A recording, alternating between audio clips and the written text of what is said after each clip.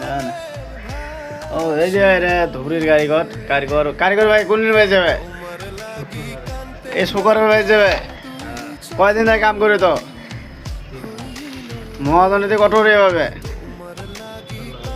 16,000 টাকা পাবে তাহলে কাপড় টাপড় কেনা হচ্ছে এই যে কারিগর বাইর যাবো কারিগরে মানে মন ভারী বাইজের মানে মেলা দিন যাই এলাকালে শুক্রবার কালে একটা টাইমে যাবো তারপরে কাপড় টাপড় কেনা হচ্ছে মার্কেট হচ্ছে